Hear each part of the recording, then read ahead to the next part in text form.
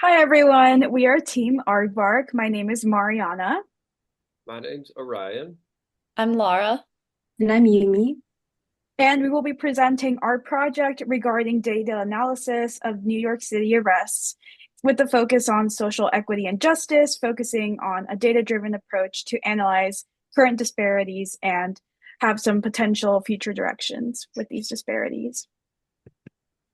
So our research question was, how do counts of New York City arrests differ by boroughs, and how do demographic factors such as race and sex relate to arrest counts across New York City? To begin with, we can see that New York City has 5 boroughs, each assigned with a letter from the database: Manhattan, Brooklyn, Staten Island, Bronx, and the Queens. Brooklyn had the most arrests of approximately 36,000, and Staten Island had the least of 6,000, while the rest of the boroughs were in the 30,000 range. Our data comes from the NYPD Arrest Data in the New York City Open Database, and the data was collected from 2018 to 2024. Some of the key variables that we looked at were description of crime, age group, sex description, and race description. To begin, we did a thorough exploratory data analysis, considering variables in the dataset such as exact arrest coordinates, perpetrator demographics, and crime category. Shown on this slide are the EDA highlights. On the left, we see arrests broken down by gender across each borough. Notably, male arrests were shown to dominate in all boroughs, with Brooklyn and Manhattan having the highest arrest counts overall. Female arrests remained relatively consistent across boroughs, but are significantly lower compared to males. On the right, the stacked bar chart visualizes the racial proportions of arrests in each borough. Black and Hispanic groups were consistently overrepresented in arrest populations and proportions across all boroughs, most notably in Brooklyn, while Asian Pacific Islander and American Indian and Alaskan Native groups have minimal representation. Staten Island stands out with a higher proportion of white arrests. These proportions likely reflect the demographic differences in each area. We then took a deeper look at arrests by race and crime category. On the left, a table is shown summarizing total arrests by racial groups across all boroughs in descending order. Black individuals account for the highest number of arrests, with over 59,000, followed by white Hispanics, with approximately 34,700 arrests.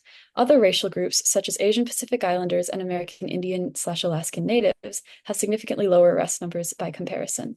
The bar chart on the right further breaks down this data into crime categories.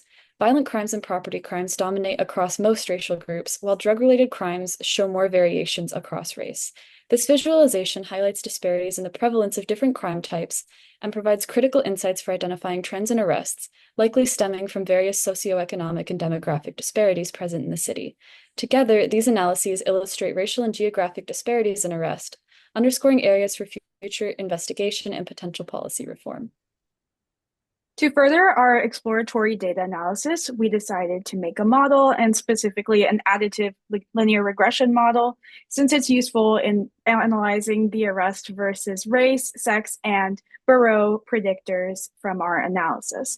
As you can see in the table provided, we only provided the predictors that had p-values that were statistically significant. And overall, this analysis did reveal how there were both racial, gender, and even borough disparities that were linked to statistically significant predictors of arrest count. And the R-squared value of this model was 0.625, which emphasizes how it is moderately effective at modeling our data. In conclusion, we found that arrest counts between the 5 boroughs vary by a fair amount.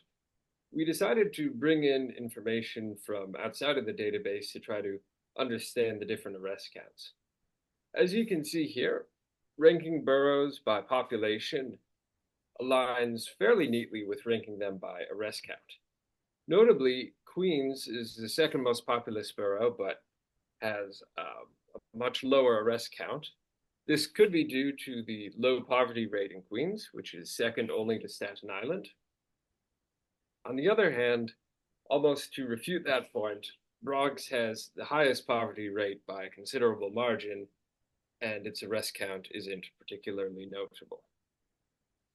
Going forward, if we were to continue this analysis, we would try to integrate this data with data from other sources about socioeconomic factors and population-level demographic factors to further investigate all of these questions. Thank you for listening to our presentation by Team Aardvark.